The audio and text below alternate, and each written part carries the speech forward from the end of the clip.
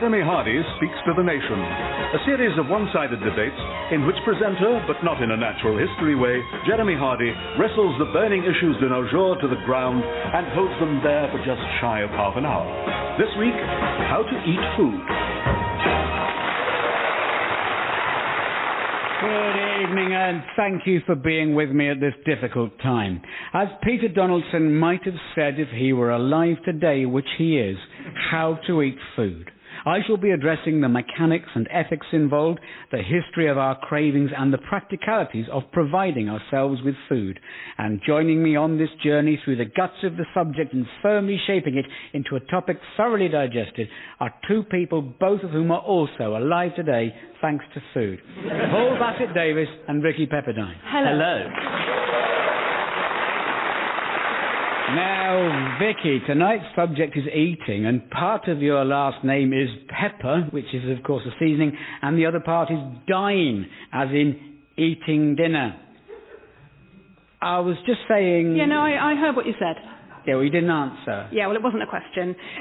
You just stated that Pepper and Dine are parts of my name in a rather desperate one-show linking kind of a way. And, well, you know, I'm not promoting anything and you don't have insanely white teeth.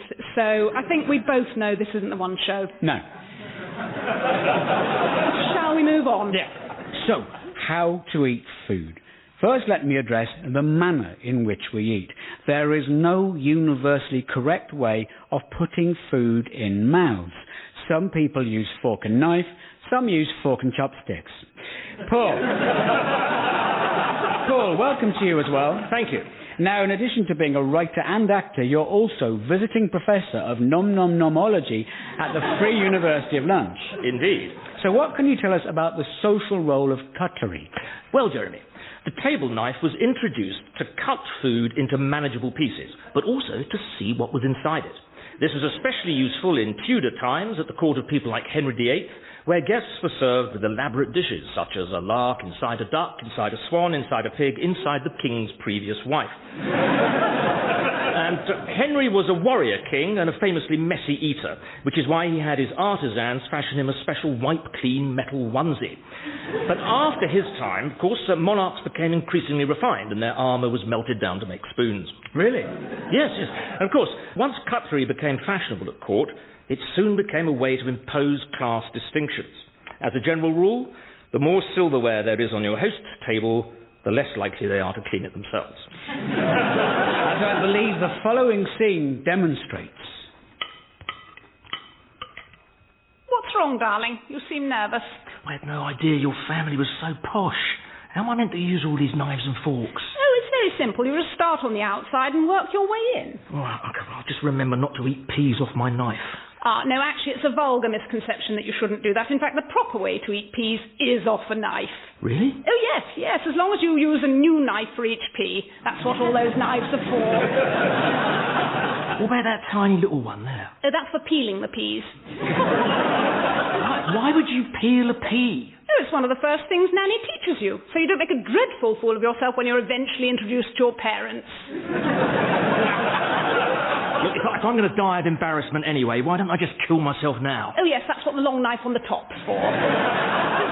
Interesting, but of course cutlery is not universal. In cultures in which people eat with their fingers, it's traditional to use only your right hand, the left hand being for wiping your bottom.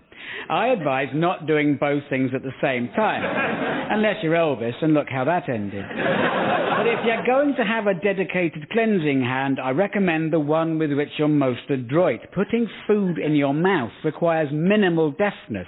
You might not accomplish it as daintily with your clumsy hand, but I think it was Gandhi who said, it's better to face the world with pesto up your nose than a poorly maintained bumhole. Much religious doctrine around eating is hygiene-based. Judaism and Islam are especially hot on food safety. Those dietary laws might seem overzealous today, but that was the scientific wisdom at the time. Pork can give you tapeworms if it's not properly cooked. People in those days didn't know microbiology, but witnessed someone getting sick after a hog roast and then saw a pig happily eating that sick. Pigs might be unfairly judged as being dirty, but they really don't do themselves any favours. And the fact that some religions have an unscientific animus against them doesn't mean there's no God, just that maybe he doesn't know everything, or that he's of a different religion from us, or that those who've interpreted him have added a few flourishes of their own. But once you accept something as the literal word of God, you're a bit stuck with it.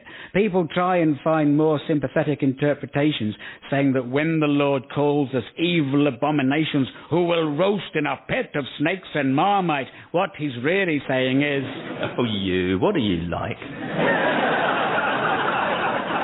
Bear in mind, though, that many religions preach respect for living things. Properly Muslim farming means rearing animals in a natural and humane way. Recently, there's been dismay at the amount of halal meat in circulation. People were shocked and saddened to hear of the death of the lamb they were about to eat. They'd always assumed they were eating it alive, after it had been humanely stunned and lightly warmed in a hot oven. People were outraged by the slaughter going on in slaughterhouses, the butchery conducted by butchers, if not the haberdashery that proceeds unabated in John Lewis. They expressed pain at animal suffering, which was about as convincing as Twitter professions of grief at the death of famous strangers. Clearly, most of the people raging against the Islamification of shepherd's pie had never given the life and death of their dinner much thought, but suddenly their hearts were full of compassion for the little lamb that had been sure to go everywhere that Mary went. Then they learned that Muslim slaughter ritual is very similar to the strictures of Judaism and got confused because they now see the erstwhile scapegoat Jewish people as an acceptable and sometimes hilarious group of useful allies against Sharia Lewis, that evil Saracen temptress who kills lambs by forcing her hand up their rear end. Now, if we're going to have a serious discussion about the treatment of farm animals, that would be splendid. Paul McCartney once said if slaughterhouses had glass walls, we'd all be vegetarians. But then he also said, if this ever-changing world in which we live in makes you give in and cry, say live and let die. Licensing us to kill and murdering our language. Would it be better if I sung it? Probably better than if I sung it, but no. Some livestock are treated so badly all their lives that being slaughtered in any style is probably a blessed release. There's a strong case to be made for vegetarian and vegan diets, but despite the reputation of the filthy pig, many people find bacon the hardest thing to give up. One way of weaning yourself off it is to make your own bacon patches. Just cut rashers to size and tuck them inside a plaster using smaller and smaller pieces each day. But be careful to remove the bacon if you go swimming, because otherwise you might catch crabs. And perhaps we all need to be a little more grown up about the reality of what we eat. In these times of austerity and bearing in mind the environmental cost of meat production, celebrity chefs now promote nose-to-tail eating. Well, that's how you get on in TV. Why are we so squeamish about what we will and won't eat? Paul, you've done extensive research into the psychology of appetite. Yes. Can you tell us why most of us balk at eating highly nutritious insects and grubs while others are happy to tuck into them? They're just weird. Is that it? Yeah, they went a bit funny after seeing Jenny Agutter naked in Walkabout. Well, I think we all did. But where are your qualifications from? Gillian McKeith Spins. Ooh. Well, we've talked about animal welfare, but that isn't the only consideration among those being thoughtful about their diet. Another gastro-fashion to excite chefs in recent years is local sourcing. For someone of my generation, the issue is double-edged, because I can remember a time when I craved anything that wasn't local. Local was plain and ordinary. My dad sometimes had to go to London and would return with an avocado, which we didn't even know came from a hot country. The fact that it was sourced in London was exciting enough. London was 40 miles away. In those days, the avocado was called an avocado pear, to distinguish it from pears, which are pears which the avocado isn't, and to which it bears almost no similarity. Anyhow, Dad would place the avocado on the kitchen table and we would stand around it in wonder.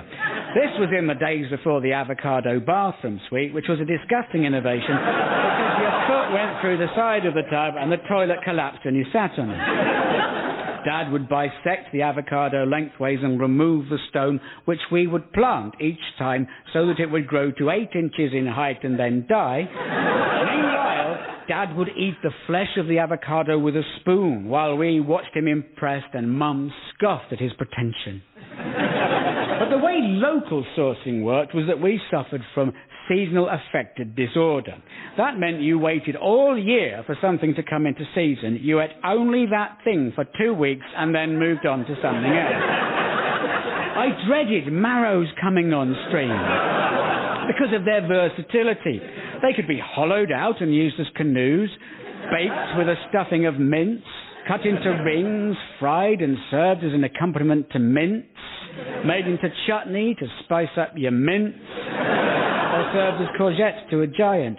If you'd told us there were many varieties of squash, we'd have said yes. Lemon, orange, lime and barley wort. Because in those days, cordial still meant our relations with France. And almost before we'd had a chance to get suicidal at the sight of bloody marrows, they were gone. Gone for another year to be replaced by a glut of swede. Salad existed briefly in the summer. In the winter, salad was celery, shop coleslaw and hard-boiled eggs, bulked up with cold-baked beans and crisps. Lettuce was soft but leathery and over by autumn, and if you'd asked a greengrocer if he had any mixed leaves, he'd have said, "Oh, there's plenty blowing around in the recreation ground, help yourself." Don't get me wrong, we ate very well. My parents grew up in the Depression and the war and could turn a carcass and some root veg into a feast. And we always had a Sunday roast because without a Sunday roast you didn't have any leftovers. And when the deep freeze arrived, you could have roast lamb from New Zealand, which was obviously better because it was from somewhere else, despite being descended from migrant British sheep that had emigrated for a better quality of life. All been transported by the Victorians for enticing gentlemen to have sex with them. Things from abroad were just better, even if they came out of tins and were covered in condensed milk. Abroad, there were all sorts of exotic fruits which were available during our winter. Tangerines at Christmas to replace some of the vitamins boiled out of the sprouts. Sprouts weren't really seen as food, but as something that, if simmered long enough, could absorb huge quantities of water with which to rehydrate old people who were dried out and then brought into the warm. And people from abroad were better because they opened takeaways and cooked food that was noisy and showed us that rice isn't just for puddings. And when I finally moved to London to start my life, I saw plantains and yams, sweet potatoes, mangoes and fresh ginger. I never balked at the fact they weren't locally sourced because neither was I. And as I became more prosperous, I became more foodie. And as London got more prosperous, it got more foodie. And I found myself in modern foodie situations.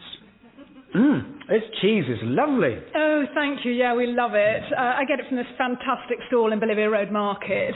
It's the only place in England I've ever found authentic formaggio di trappola per I topi.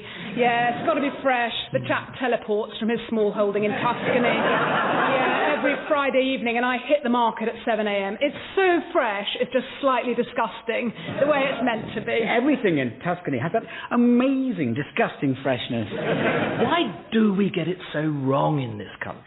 Well, that's not entirely fair, darling. I mean, remember we bought that lovely artisan cheese string from Julian Britpop's farm shop in Little Ponce on the Blag?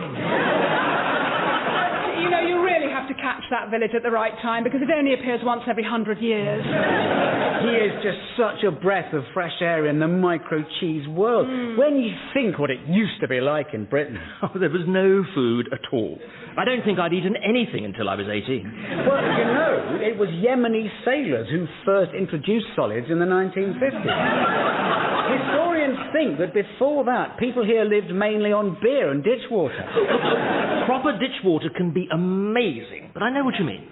Well, I was very lucky because my great-grandfather was a quarter Huguenot, which is where I get all my flamboyant Gallic genes. So the house was always full of omelettes and eclairs and envelopes. Oh, there's nothing like a real French envelope. Ours just don't taste the same. Because they're not real Manila anymore. They use Manila essence.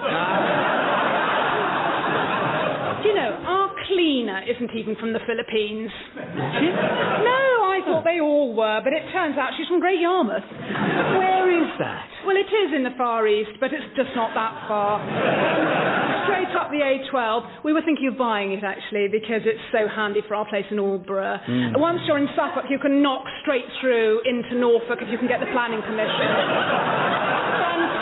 Fantastic pub food all round there, and great fish and chips with proper vinegar, like poor people use. It's just feeling the Portugal apartment is becoming a bit of a cliché. Yes, we're just so over other countries. They're all so geared up for tourists. When we go abroad, we're looking for real hostility. It must be so amazing when travel meant conquest and plunder instead of good customer service. Yeah. When we said, we're sick of our bland food, so we're taking your bloody country. Now, coffee. Let me see what I've got in the civet cat's tray.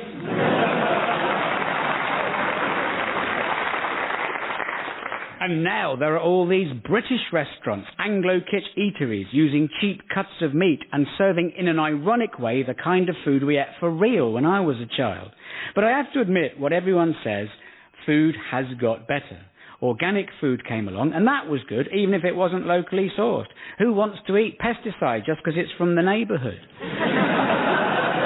Of course, there's nothing like growing your own, except eating things other people have grown, which is similar. It's fine if you live in a village where you leave excess produce outside on a table with an honesty box, but otherwise you end up with thousands of runner beans ripening at the same time and have to post them through neighbours' letterboxes and run away in a kind of good life version of knockdown ginger. Of course, they can be freshly blanched and frozen if you have a deep freeze. Nothing like freezing your own veg, apart from buying it frozen, which is similar. There is the pride of knowing you yourself grew it and stuffed it into the back of the freezer behind boxes of fish fingers and ice cream to be found by your children after you die. But the game of eating what you picked yourself is really for 6-year-olds who've only just discovered that vegetables grow in the ground and aren't dropped down Tesco's chimney by Santa. They know about nature because it has its own table at school on which you can put twigs on a Monday morning. My parents bought their enormous chest freezer in the 70s. It was finally unplugged when they downsized about 15 years ago and still hasn't defrosted. Scientists use it to measure climate change, which brings us back relentlessly to the main reason for eating locally sourced stuff. But let's imagine we had carbon emissions under control and there was no threat of climate change. Would there still be a case for local sourcing? Vicki? Well, there's a powerful nutritional argument. We have evolved to eat food that's indigenous to our area. What if we've moved? Yeah, OK, forget that. But it is important that things are fresh. 150% of all vitamins lose the will to live within 8 seconds of something being picked. On my diet, you try to eat things that are straight from the plant. How does that work? Well, so with stuff on trees, you need a ladder. It's a bit like apple bobbing. And with climate change, it will be exactly like apple bobbing. Quite, yes. Floods are also very helpful with root vegetables because it's not easy to gnaw your way through hard, dry soil. But so long as you have some good swimming goggles, you know, you can get your face right into soft mud and then help yourself to carrots, potatoes, parsnips. Whoa. Do you know how much sugar there is in a parsnip? No. No. Well, it's not known as the diabetes turnip for nothing. How much does it have to pay? OK, well, not many people call it that. It calls itself that. Ah, like radio presenters make up their own nicknames, add a Y to their name, insist everyone calls them that, and then say, just kind of start. Yeah, all nicknames are to be grown out of. I mean, I can't abide meeting people who say, oh, my real name is Penelope, but when I was younger, my little brother couldn't pronounce it and called me Ploppy, so everyone calls me that. And I think, you're 38 and you're representing me in court. What a lot of people don't realise is that a single parsnip contains more sugar than a lorry load of Kit Kats. Is that true? Can you prove it isn't? It's not up to me to prove that it isn't. How do you know that? I just don't think it's my responsibility to disprove your unsupported assertion. Ah, that's exactly what they want you to think. Who? Agribusiness. Big pharma. Big pharma doesn't mean a big farm. Sounds like it. It's short for pharmaceuticals. Drugs. Oh, yes, please. This is doing my head in. The point is that most of what we eat bears little resemblance to what was available a few thousand years ago. Fruit used to be much more sour. If we take the temptation of Eve, there is no mention of deliciousness in Genesis chapter 3. It took Satan in the form of a talking snake to persuade Eve to eat the fruit of the tree of knowledge, and her only reaction was to realise she was naked. Before that, she'd been eating the berries of the hedge of absent-mindedness.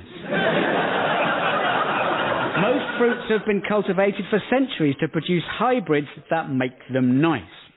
But it seems doubtful there is any great need for any of the more recent high-tech innovations in food, most of which serve mainly to force farmers even further into subjugation by corporations. The reason for malnutrition is not a lack of food globally, but poverty and inequality. We could produce enough healthy food for everyone if the developed world had the will, but it's too busy stuffing its face and holding conferences on starvation. And we have food banks in a rich and developed country, admittedly the only banks that are of any social value. But if the others weren't run by such bellends, we wouldn't need the food ones. They haven't been necessitated by crop failure or swarms of locusts eating their way through Asda. It's the parasitic worms of global finance and the plagues of Osborne and Ian Duncan Smith that are blighting the country's dinner tables. Now, I know that sounds like dated 1960s leftist metaphor, and that today we're more careful in our use of language. People used to talk about bloated capitalists, but now realise that's irritable bowel syndrome. Which brings me on to the subject of food and health. Lack of food is not the only dietary problem facing humankind. We also eat badly, given the chance, and we crave things that aren't always good for us. Cheaply produced, unhealthy food is aggressively marketed at us, but some also blame evolution, the argument being that we evolved to crave foods, small quantities of which we need, but which were much harder for our ancestors to come by than they are for us, principally salt, sugar and fat. It's a palaver to mine salt, unless you're a despot with access to dissident labour. It can be extracted from the sea, but why would anyone have thought that was a good idea? Any of our ancestors who tried seawater would have noticed it's revolting and makes you ill. Why would you conclude that the very thing making it undrinkable would be yummy on something called chips when they were invented? Salt is only nice on things that are quite nice anyway, so there must have been a lot of evolution and accidental seasoning involved in our getting hooked on it. But that is what's said to have happened. Why is it then that if you stop putting salt on your food, you get used to it in a few days and find restaurant food too salty? Which, in evolutionary terms, is like primordial slime becoming Prime Minister overnight, which is exactly what happens. When it comes to sugar, uncultivated land of the kind lived in by early humans yielded little in the way of sweet fruit, and then only some of the time. Sugar gives us a burst of energy and stimulates dopamine, making us feel briefly glad to be alive. It's fast-acting and highly addictive, which is why grandparents and perverts use it to manipulate children. It also makes our bodies store fat. So we can say, I love my new curves. And I've got more to grab hold of. Both pleasing euphemisms for approaching heart failure. But for our ancestors, body fat was essential for survival. And before dairy farming, the fat they ate was from meat. And fire enabled them to cook it and therefore eat more, raw animal being hard to get through and hard to digest. A bit like the government's data retention and investigatory powers bill, which could also benefit from the application of fire. Once we could cook, humans got a massive dietary boost because we could eat high-carb tubers and high-protein and high-fat meat. But first we had to catch it, which was a haphazard affair. If you think how rubbish you are at darts and that pub walls don't run about, think what it was like for cave people, which is why we had to develop meat rage. Today we eat too much meat and tend to crave it in salty processed form, as I mentioned earlier. But dietary villains change. Salt is getting a much better press lately. Maybe Max Clifford used to represent it and now it's had to find someone more reputable. There are also now those who say the danger of eating saturated fats has been exaggerated, and that people with low cholesterol and low blood pressure, like me, are not only better people, but at little risk from butter. True, drop toast lands butter side down only if you use actual butter. What would be the point of Sod's Law if it led to margarine being contaminated and therefore improved by a filthy kitchen floor? But other than that, butter is better. Even lard isn't necessarily unhealthy. In fact, animal fats are better to fry in than almost all vegetable oils because, unlike Melanie Phillips, they don't become rancid and toxic when heated. But there's no doubt that we crave foods high in sugar, salt and fat and often refer to them as comfort foods. And there is the association of things being treats, of being given an ice cream when we'd fallen in stinging nettles, not just because Mr. Whippy is 60% Savlon, but because he could stop us crying.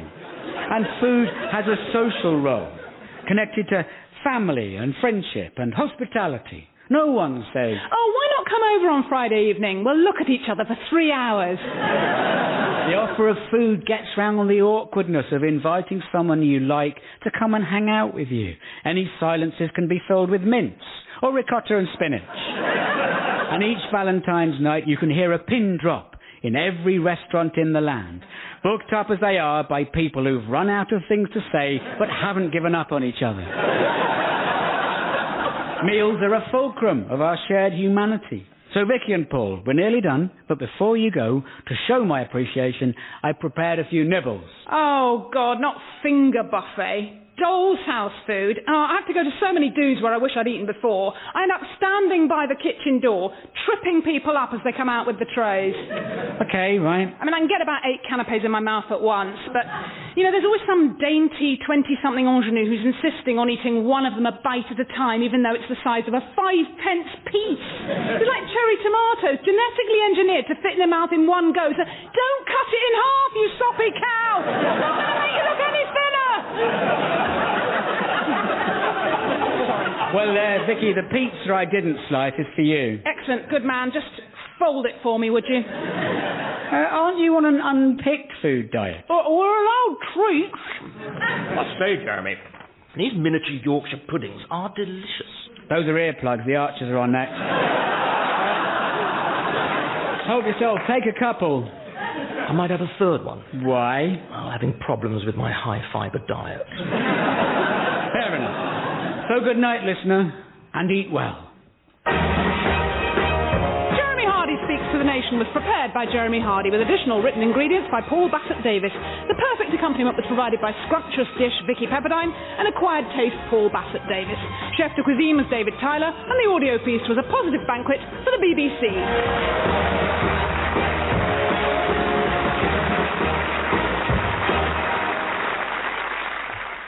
Well, next week, Jeremy will be instructing us on how to define oneself in terms of regional, cultural and geopolitical identity without tears. This is BBC Radio. Jeremy Hardy Speaks to the Nation, a classic serial like Weetabix, in which literary heroine and radio crack Jeremy Hardy answers the questions lesser-spotted woodpeckers are too bird-like to ask. This week, how to define oneself in terms of regional, cultural and geopolitical identity without tears.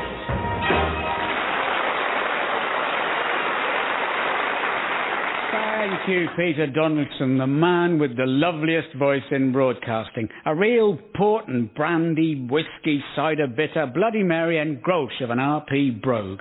How we define ourselves is, of course, affected by how others see us, and on radio, by how we sound. People are stereotyped because of their accents. To assist me this evening, I'm joined by 2 people who have accents. I, of course, don't. I'm normal. Please welcome Susan Murray and Murray Hunter. Hello. Now, Murray, confusingly, your first name is the same as Susan's last name, which is the only time that's happened since my guests were Ross Kemp and Diana Ross. Right. I'm forgetting Floella Benjamin and Benjamin Netanyahu. Yeah, but... And there was Arnold Schwarzenegger and soul singer P.P. Arnold, most famous for her 1967 version of the Cat Stevens song, The First Cut is the Deepest. Yeah, thing is, they're spelt differently. See, I'm M-O-R-A-Y. And I'm M-U-R-R-A-Y. But pronounced the same. Well, Moray, it's pronounced Moray, where I'm from.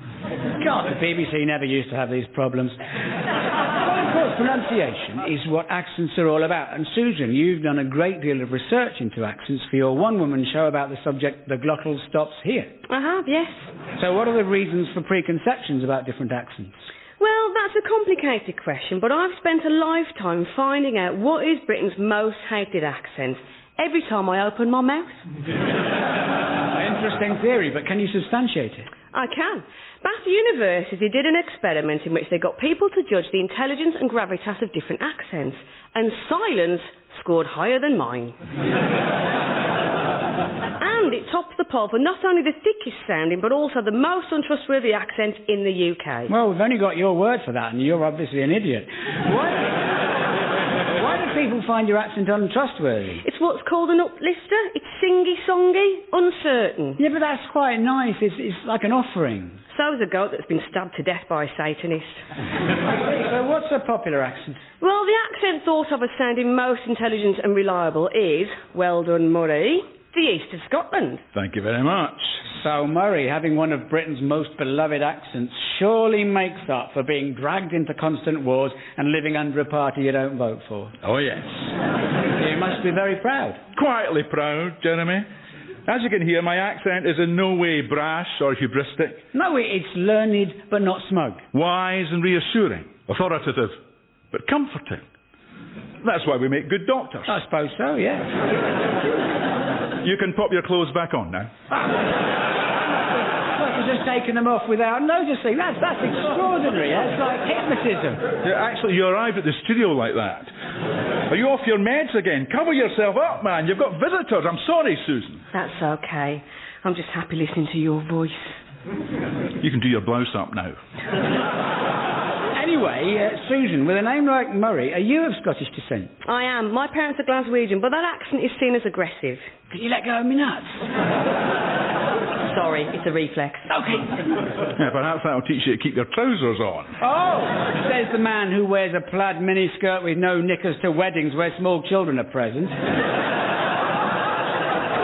I suppose you better tell us, Moray, now it's all over. How do you feel about not being independent? Well, sad in one way. It would be nice to be free of Westminster. But I'm not sure East Finchley is ready to go it alone. Ah, you live in England, so you didn't get to vote. No, but someone from East Finchley at Scottish University could. Yeah, but they'd have been too pissed. Young English livers aren't as resilient as your peoples. Well, let's look again at stereotypes and accents later on. Don't let Glaswegian catch you looking at it, for God's sake. Fair point.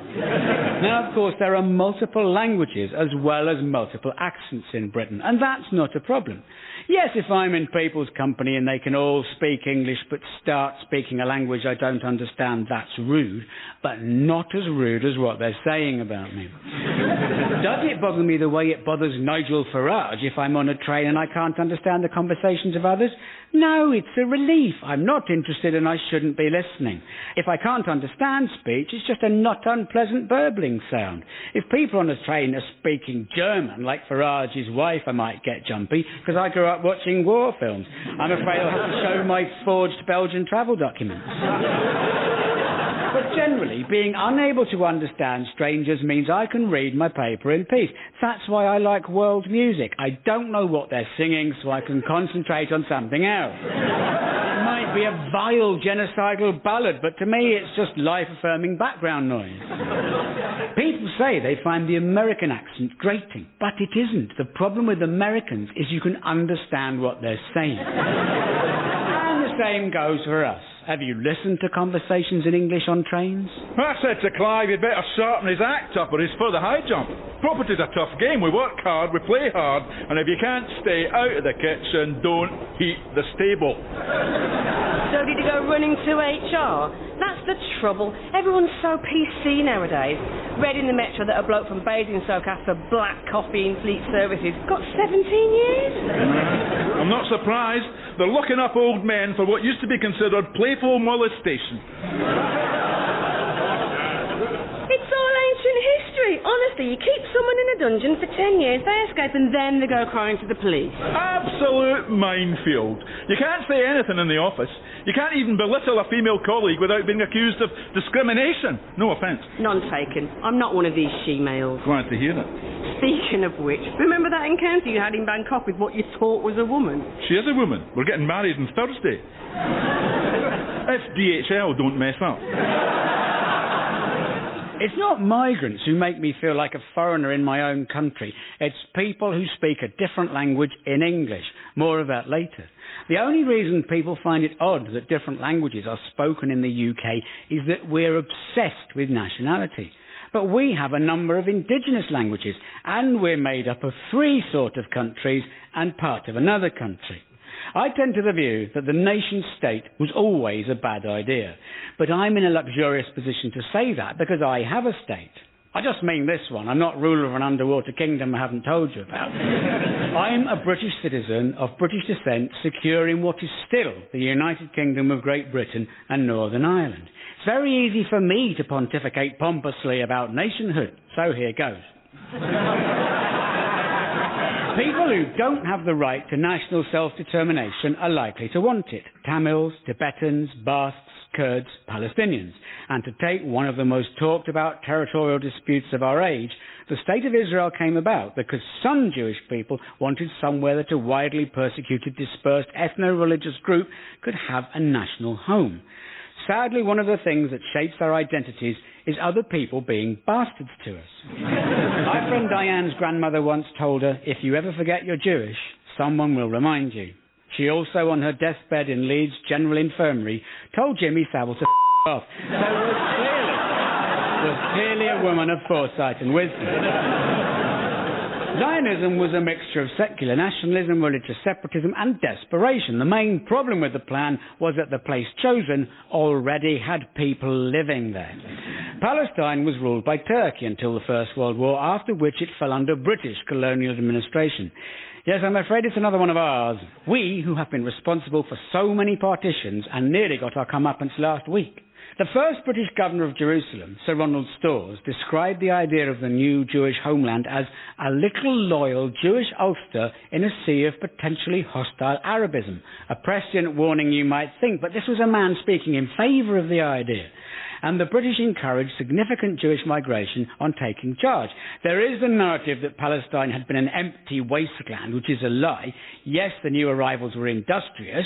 You're not going to get that many people turn up from Poland without seeing a lot more construction than the British would get to.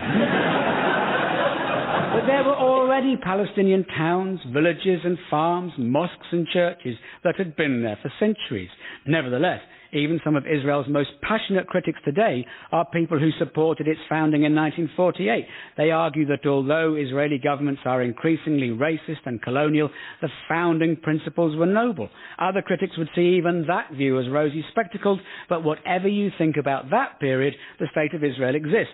And one of the frequent demands of its government is that others recognise its right to exist. I'm not sure any state has rights.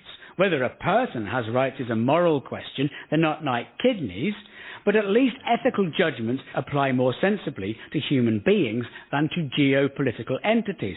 We'd all say a person has a right to a home. We wouldn't say the home has rights. No one thinks a house has a right to exist. Certainly not an Israeli driving a bulldozer. Let's imagine that all Israel's critics recognising its right to exist as a de facto state. That wouldn't guarantee its continued existence in its present form or any other. Even now, we don't even know where its borders are supposed to be, so what are we ratifying? That's what happens when you're greedy. You keep getting bigger and bigger and bigger. People have trouble recognising you. And there might be a two-state or one-state solution over time. States come and go. Yugoslavia doesn't exist. It lasted 70 years and broke up disastrously on ethnic lines. Czechoslovakia lasted about the same length of time and split peacefully on ethnic lines. But Belgium was formed 140 years ago and still exists, if you can call it that.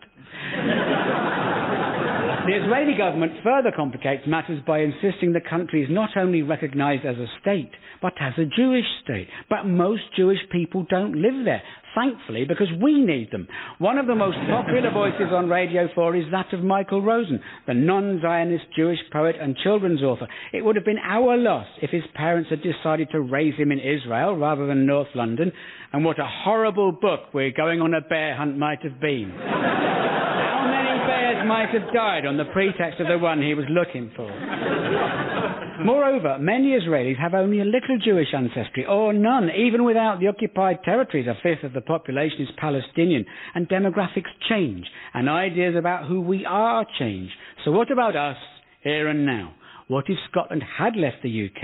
Or does in future? Or Wales leaves? Or Northern Ireland? We already let the South go, and they're the ones we like. What if England is one day left on our own? Will we be sold to America as Walt Disney's Cockney World of Adventures? States and borders are made by people, and isn't it time we grew out of drawing lines on maps like bored school children? The world would be a far more peaceful place if Foreign Office staff had contented themselves with drawing pudenda on portraits of reigning monarchs instead of carving up the world from a desk in Whitehall. Israel-Palestine is one very fraught example, but not the only example of how perceived rights conflict. In the referendum, the right to be Scottish and the right to be British were pitted against each other. And if it had gone through, Murray, you'd be foreign now. True, a retrospective immigrant. That'd be okay, though. I'd get to add to Britain's rich cultural diversity without the faff of moving. You've got me thinking now. Maybe I should be starting some sort of festival. Right, thank you. If I could bring this meeting to order. As a community leader among London's vibrant Scottish diaspora... What was that, what? Diaspora, it means... No, I know that one. Vibrant, what does that mean? It means, well, it's the opposite of normal. Anyway, I think it's time we make our presence felt with our own carnival. Will it involve a lewd display of thighs and jiggling body parts? There will be kilt, yes. But it won't be some Englishman's idea of who we are. I'm no one's Uncle Tam. It'll be a proud display of a modern Scots identity. We're about more than tartan and haggis. Will there be no haggis? Of course there'll be haggis. People will have to eat. But there will be other configurations of oats and innards too. And it's not just about our cuisine. It'll be about our athletic prowess and music, old and new. Aye, food, sport and music, the three keys to being tolerated by the English. We also need a high-profile name to open it. Have you tried Andy Murray? Tried him, I couldn't get him off the phone. No, that cheeky chappy thing might appeal to the English, but it will just irritate our people. We need someone less chirpy, you know? Arthur Conan Doyle. Oh, he's long dead, Murray. Oh, perfect. I'll call his agent. Now, moving on to the Treasurer's report. Angus. Total outgoings for the year ended April, £3.74. If people in Scotland had chosen separation, in future, I'd be a foreigner in Scotland, part of my own country. But then I don't mind being foreign. Might make me more rhythmic. And the fact that I refer to this as my own country is telling. I'm a citizen, but it's not mine. It's owned by dukes and pension funds. National identity is very much projection, our idea of our nation reflecting ourselves. Nationhood can be built around an ethnic group, but what is ethnicity? No disrespect to anyone's culture, because I've got one as well, but what does it really mean beyond a language, some tunes and the odd recipe? Speaking of food, Israelis famously insist the falafel is their national dish. Now, you can lay claim to a 2,000-year-old war, but that's just taking the piss. Of course, falafels have always been eaten by Middle Eastern Jews. They were Middle Eastern people. That underlines the differences between those Jews and the Europeans who came to the region. And yes, we white Britons say the curry is our national dish, but we say it in a self-mocking way that acknowledges and thanks the various cultures that have improved ours. We don't say it to celebrate the lasting trauma we brought to the Indian subcontinent. Well, the BNP claims we invented curry during the Raj, but they are founded on an ideology that gave quite a boost to the idea that Europe's Jews might be safer in a Middle Eastern hotspot. The BNP might hate the fact, but Britain changes, and always has. We hear doom-laden predictions about our becoming less and less purely British. But even if we all interbreed, you'll still be able to read Dickens and visit churches and go online to learn how to make toad in the hole. The National Trust won't be called the Jihadi Gift Shop and Wool Garden Militia. Parts of a British town might seem very Somali or very Polish, but to Somali and Polish people, they seem very British. If you're a British person of British descent, you don't even notice how British Britain is. You think it's normal that we're so weird. And Britishness doesn't just mean one thing. We're a union, brothers and sisters, and people tip up here from all over. London is one of the greatest cities in the world. Of course migrants come here. I'm one of them.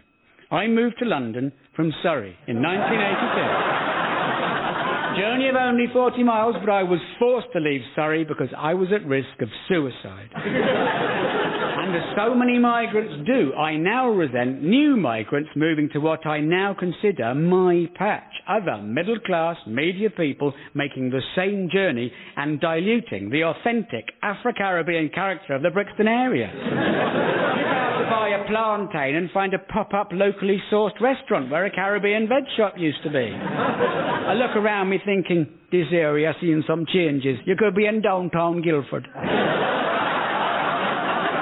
But you can't demand that everyone stays where they grew up. If I'd stayed in Surrey, I would now be a constituent of Michael Gove. And I think that alone gives me the right to indefinite leave to remain.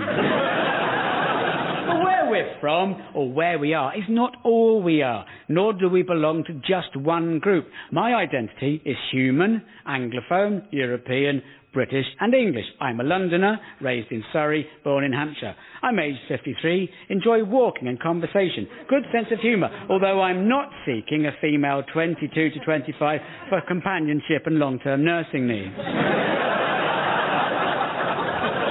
Sorts of things connect us to other people. We might be of a similar age or social background, do the same job, like something, or have the same sexual preference or religion or opinion. We might have loads of stuff in common with someone and agree about absolutely everything, or we might just be in the same relationship. But of course people have things in common. Ethnicity is not the only thing you can share.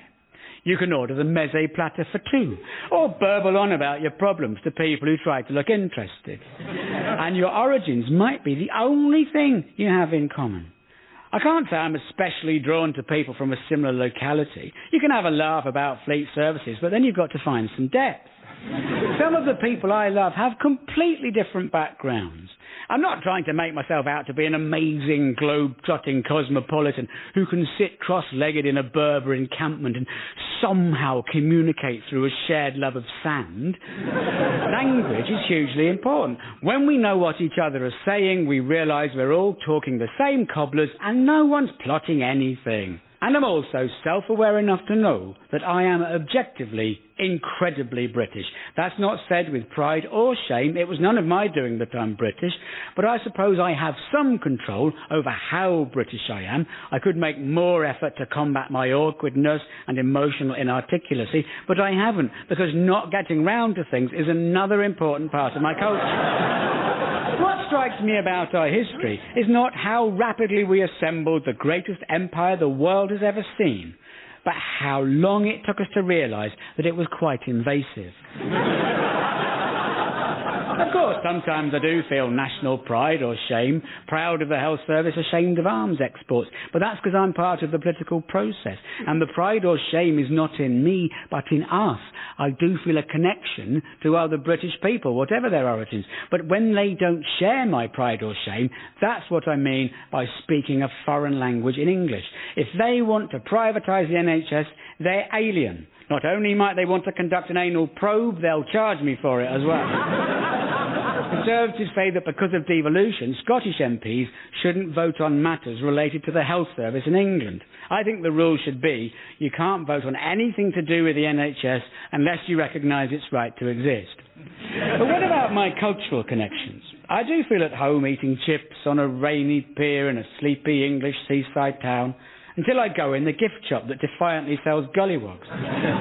What amazes me is that people still feel so confident in sharing their racism, especially when they themselves are of an ethnic minority. I'm thinking, you're taking a hell of a lot for granted here. Not only do you assume I'm a bigot, you're also hoping that I have favourites, and that top of my list is you. And I'm not buying the line that says, Oh, come on, don't we all gravitate towards people who are like us? no, we don't. Initially, in an unfamiliar setting perhaps, if I were in the Andes and I saw someone reading a book called The History of Fleet Services, I'd probably strike up conversation. We always look for points of contact. And then I'd find he was a Norwegian trying to improve his English. Foreigners make much more effort than we do. It's truly touching the way someone in whatever part of the globe will say falteringly, I come to England, I hope, one day. My cousin is having shop in England. I visit him. Please, is it a very beautiful place, Wolverhampton? And you say? Well, it's different. What about class? Am I drawn to people who come from exactly the same substratum of the lower to middle class as I do? Well, it would be interesting if I could find one. We ate salad cream, but my dad made his own mayonnaise for special occasions. No other family in the world has that. And we were of different classes within our own family. We climbed socially, so I was the poshest of 5. And then I moved to South London aged 21, and now the rest of Surrey's come to find me. And being lower middle class, I suffer from sympathetic accent syndrome, the subconscious urge to blend that makes people involuntarily lapse into the accent of whoever they're speaking to. My mum did it. We had cousins come to stay from Holland, and my mum would say, would you like some breakfast? And I'd say, Mum, that's not even Dutch, you're just talking funny. In Holland, Dutch people speak Dutch. They don't speak English in a foreign accent as though they were in a war film. And I do what my mum did. In case you felt it was racist of me to attempt a Jamaican accent earlier, I can only tell you it's the sort of thing I would inadvertently do in real life. If I'm talking to John, who fixes my car, and he says, oh, hey, gasket's gone, Jeremy, instead of saying as I should, my darling man, I have absolutely no idea what you're saying. Instead of that, I'm like, as it? Me ain't gasket! Bloody hell, you're having a laugh, ain't you? Come here, hey, gasket, all over you, you little brooder. And then, if I'm speaking to someone who's upper middle class, I become fantastically RP and say fewer all the time, even when it's wrong. Are you going to the Henry Moore exhibition? I think you mean the Henry Fewer exhibition. But Jeremy, that confusion doesn't arise in a Scottish accent. You see, with a double O, we would say Henry Moore, or Roger Moore. But with one O, we'd say Kenneth Moore. And we have more vowel sounds, and we have better R's. You certainly have, Dr. Hunter. You say the bird heard a word. And we say the bird heard a word. We say, oh, I'm away the new. And you say, please don't leave, we'll do anything. We're better together. You can have tax-raising powers. Just don't go. We'll be no use without you. And we say, all right, calm down for God's sake. Have some self-respect, man. Look, I don't want any trouble. My accent is not threatening, remember? It's reassuring. And don't you ever forget it. Yeah, he's the one with the popular accent. It's me who's stuck with a thick, lying prole voice. OK, well, let's stay with this theme. Now, Susan, do you think the reason for the unpopularity of your accent is class? Of course, that's why people treat you as being authoritative and me as I've got concussion. Well, obviously you're from the Midlands, but where exactly? Well, a lot of people think I'm from Birmingham. A lot of people think I'm from Birmingham. That's because you've got a horrible whining nasal voice. Ah. I haven't, because I speak in the beautiful, much misunderstood dialect of the Black Country. It's the accent people approximate to when they attempt to do Brummie. But it's totally different, and Brummie is just an accent, whereas Black Country is a dialect with all sorts of words from Anglo-Saxon. Like the verb to be, we say bin and bis, which are obviously German. But stripped of its more sinister quality. What about any Viking influence? Nah, they got as far as Wednesbury, built IKEA, then buggered off. In fact, Black Country is very pure Old English. We survived the Norman invasion and the Great Vowel Shift. I had one of them this morning. Concentrate. Sorry. Between Chaucer's time and Shakespeare, a fashion started in London where all the good vowels like bath and bus went a bit crap and became bath and bus. Now, Shakespeare was one of my lot, but he probably went a bit theatrical in London, which would have made for interesting conversations when he came home and walked into his local in Stratford-upon-Avon. And I believe we have an actual transcript of one such conversation. We have. Moray, here we go. All right, Bab, how was that there, London? Oh, darling, it was marvellous. It was what? Marvellous. So you mean busting? What's happened to your accent, Bill? It's William from now on. I think I've found the real me. Well, I think the real you's a nonce. You can't come in here talking like that. Go on, get out on it, you bard. Why, thank you. Wow, it's as though the actual William Shakespeare was here with us today, thinking the place out. So there we go, listener. The poshest British accent is that of well-to-do South East England, and yet the most reviled one turns out to be more authentically English and is the native accent of perhaps our greatest writer. Oh, thanks, Bab. You're welcome. And Murray. Jeremy? Thank your people for keeping Trident. I don't bloody want it. Oh, yeah, I've forgotten about that. Ask your people to bear in mind that if they privatise the NHS, we've still got nuclear warheads. Deal. Thank you, Murray and Susan. Thank you, audience. And good night, listeners, wherever you are. Jeremy Hardy Speaks to the Nation was written by Jeremy Hardy with some boxing additional material by Susan Murray. The cast were Susan Murray and Murray Hunter. The producer was David Tyler, and the programme was a positive production for the elitist Westminster-based Broadcasting Corporation.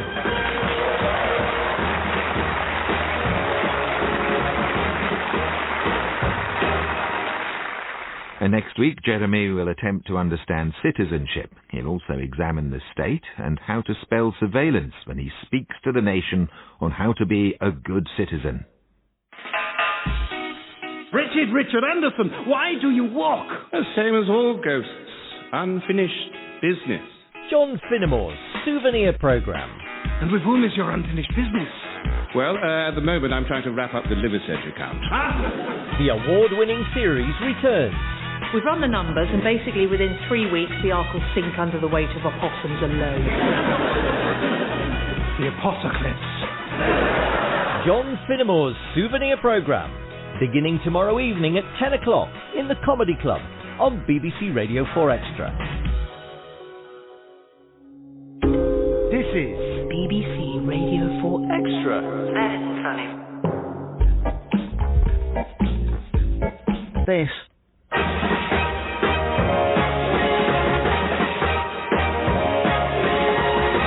Jeremy Hardy Speaks to the Nation, a series of investigations in which amateur sleuth Jeremy Hardy lifts the lid on a fine how do you do. This week, how to be a good citizen.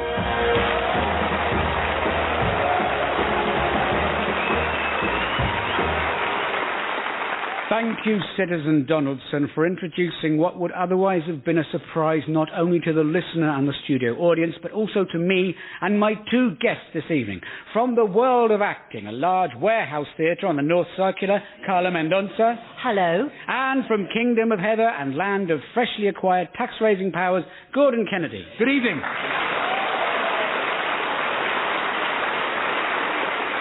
Now, Gordon, welcome back to the programme, and my condolences on your not having won dual citizenship of what would have been two new countries, Scotland and Rump UK. Well, I must say passions were running high in Willesden. But it's a relief to still have the pound. Yes, I knew your performance fee would cheer you up. Now, Carla, welcome to the show. It's your first time with us, but you're an actor who's hugely popular with children and former children from your television programme, My Parents Are Aliens. I never saw it. What country were your parents from? No, I played a mother and she's an alien. From what country? From another planet. But you have got a foreign name. I'm half Portuguese, but my character isn't. Oh, God, actors, it's all me, isn't it? Well, let's talk about being a good citizen. My idea of what that means might not be the same as yours. Whereas I see myself as a citizen of the world, you might see me as an old man mumbling to himself as the light in his eyes slowly fades. But when people speak of citizenship, they usually refer to our relationship to the state. And some people see it as an obligation of citizenship to show unflinching loyalty to the state or the crown, which is basically a sparkly metal hat. And a popular way to denigrate someone is to challenge their patriotism. Hence, when Ed Miliband had an unexpectedly and uncharacteristically successful party conference last year, the Daily Mail set out to destroy him by means of an attack on his late father, with the headline, "The Man Who Hated Britain." It made me wonder if I should check on my own father's allegiance, but he would say, "No, I don't hate Britain. I find his operatic work somewhat flamboyant, but nonetheless, Ed Miliband, obviously hurt by a slur against his dad, instead of drawing a distinction between hating a thing and hating things about it, felt obliged to rave about how much his dad loved this country. Now, it's one thing to abide by a country's laws, but when did it become compulsory to love where you live? I don't even like our road, if I'm honest. I hate our road. I like our flat and our area, but I hate our road. It's a rat run, gridlock day and night. Why we moved there, I don't know. Well, I do know. It's because we were misled. When we came to view it with the estate agent, it wasn't like that. We thought, oh, this is a nice, quiet residential street. We didn't know it had been cordoned off because of a shooting. We thought, oh, lovely, pavement artist doing chalk drawings of the human form.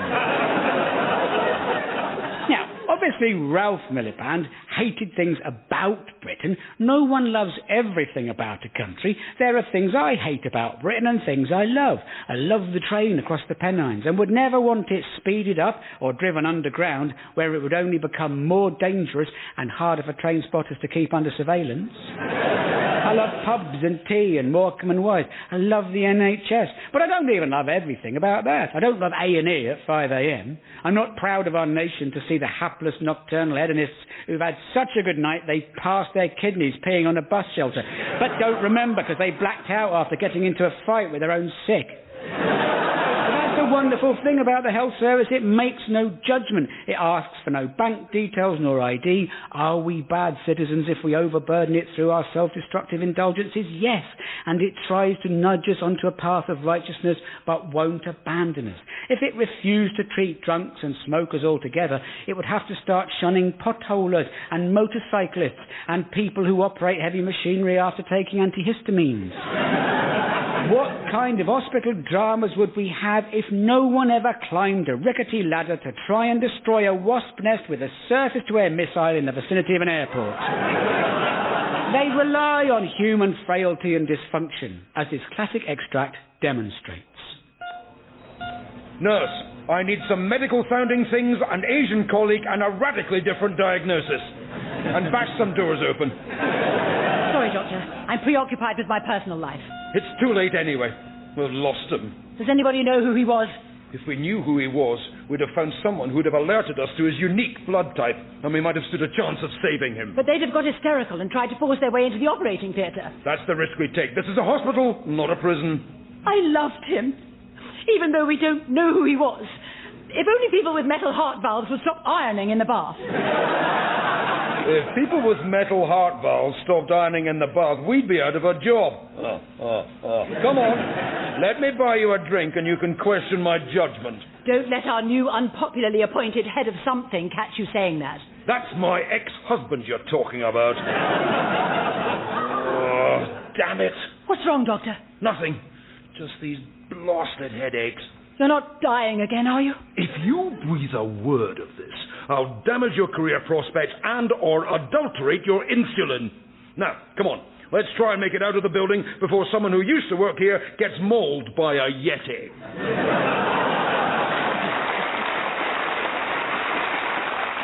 My point is, we are all social and antisocial creatures. We're in other people's way. Perhaps that's why it's so easy to sow discord among us. Now, I'd like everyone in the audience and all those listening to take part in a mental exercise. Don't be scared, it'll be fun. Think of a number between 1 and 10. Any number, doesn't matter what it is. Don't tell anyone else. Just hold that number in your head. Now double it. Now add 4. Now double it again. Now multiply by the number you first thought of and add 6 zeros. That's how the government comes up with figures for benefit, fraud and health tourism. It's managed to stigmatise migrants, poor people and the disabled without really saving any money. All it's achieved is to spread fear that our taxes are being lavished on Bulgarian hypochondriacs with extra bedrooms hidden in their wheelchairs. In fact, all mainstream politicians say they're on the side of people who work hard and do the right thing, which suggests there is a war in society between the hard-working, doing the right thing citizens and their natural enemy, idle malefactors. Surely, if people are prone to doing the wrong thing, it's best they're as lazy as possible. The last thing we need is highly motivated, highly skilled people working hard to do the wrong thing. That way you end up with an arms industry. And I'm not sure where the hard-working, doing the right thing narrative leaves me as someone who asks about for a living and isn't sure what the right thing is. I've never killed anyone, and I don't think I'm a huge drain on the public purse. I don't take penicillin needlessly. I don't wear the pavement out by jogging. I don't outstay my welcome in public parks, and I don't use street lighting to read by. And I pay my taxes. But I'm not one of those people who enjoys it. When a political fellow traveller says, "Don't you think people like us should pay a lot more in tax?" I think, yeah, maybe, but keep your voice down. Partly because I'm irresponsible and don't put money aside, and partly because I don't picture my taxes being spent on schools and hospitals. I see subsidies for arms exports. I see Trident. I see all the predatory companies making money out of public services. And I think, to hell with it. I should claim my taxes against tax, because if I'm writing about them, they are expenditure necessary to my business. This throws up a dichotomy, I think. I've never been entirely sure of the meaning of the word, but here goes. The state means more than one thing. Edward Snowden, who blew the whistle on surveillance, is a conservative. He thinks that as a patriotic US citizen, he had a duty to hold his government to account when it took too much power. And he has support from left and right. The left, while it likes the state to run public services, doesn't like it spying on us and beating us up. And conservative libertarians don't really want the state to do much at all. Right-wingers in general loathe health and safety and bemoan the fact that children's playgrounds are carpeted with wood chips rather than unexploded bombs like they used to be. But it's interesting that the police have fallen out of favour with the Conservative Party. Partly, I suspect, because they're public servants doing a difficult job, ripe for undervaluing. I don't mean financially undervaluing in the run-up to a sell-off. I haven't got inside dirt on a bid from G4S or Virgin Oppression. But partly because libertarian Tories also get worried by the police spying on us and beating us up. The mantra of those who seek ever to extend state surveillance is that those with nothing to hide have nothing to fear. Then why do they close the door behind them when they go to the lavatory? Except when they're in a long-term relationship in which respect has fallen by the wayside as companionship triumphs over adoration. We all want privacy, of course we do. The security services are angry because we found out what they know about us and they wanted it to be a secret. Well, if they're doing nothing wrong, they've got nothing to worry about. Part of being a good citizen is saying, I'll keep my eyes open for wrong-uns if you give me some privacy. A good guard dog is one that's curled up at your feet and keeps its nose out of your laptop. But by signing up to all sorts of shiny new IT, we've made the task of spies much easier. Not just GCHQ and policemen, but corporations and prurient individuals. Recently, a number of famous women have been the victims of hacking, their private photos and videos going online. I'm not sure why people take selfies of their pudenda, something I've only done by keeping my phone in trouser pockets with holes in. However, if such pictures exist, they are mine and mine alone. I wouldn't want them publicised without considerable photoshopping. And I would only text them to a conservative activist by way of an insult. There is much that's disturbing about the Brooks-Newmark case. The fact that Brooks isn't a first name. The fact that those aren't the kind of positions he was supposed to be getting Tory women into. The fact that the mirror used entrapment. The fact that he should have used a mirror before deciding on what would be an erotic pose. The fact that that pose involved paisley pyjamas, and what the late founder of the DUP would have thought of his commemorative Jim Jams being so compromised. But Gordon and Carla, you're both actors, and sometimes will be asked to appear naked when a script demands it. Yes, Jeremy, but as we explained, radio's not a visual medium, and doctors and nurses at work wear all sorts No, I'm over that. What I mean is, how do you respond to someone who asks, what's the difference between doing a nude scene and people seeing your private sex tape? Well, firstly, one's acting. People are obsessed with nudity on screen, but there's nothing exciting about shooting a bedroom scene. You do the same sequence over and over. One does that, the other does that, and that goes there, and that goes there, and then you get cramp, and... Well, actually, it is like real life. But the point is, if a couple are really having sex and choose to film it, however tragic that might be, it's private. Absolutely. But let's talk more about press intrusion, something the state has been asked to control. Gordon, as the most famous Scottish person in Wellston, have you opened your front door to find reporters going through your bins? You've seen what Scotsmen eat, Jeremy. No one's going to run their hands through the stuff we reject. Surely, as a good citizen, you put your food waste in a separate container. I call that the pending bin. It's for possible ingredients not yet ruled out. Well, fair enough. Well, so far we've highlighted matters of concern for citizens, but being a good citizen doesn't just mean complaining, damn the luck. What about our responsibilities? Politicians say they're keen for us to take part in the political process, but it's the last thing they want. They want us to use our vote to license them to tell us what's what, not seize power in an anarcho-syndicalist uprising. But everyone was pleased by the high turnout in Scotland, although it was partly explained by the extension of the franchise to 16-year-olds, the first time single malt whiskies have voted. In some countries, voting is compulsory, forcing citizens to conspire in their own subjugation. Saying we have a choice assumes there are people worth choosing. It's a bit like making us order a Subway sandwich, except that in Subway there is a breathtaking array of unpalatable options, rather than a very few similar toppings on stale white. At election times, some people say it doesn't matter who you vote for so long as you vote, which is rubbish.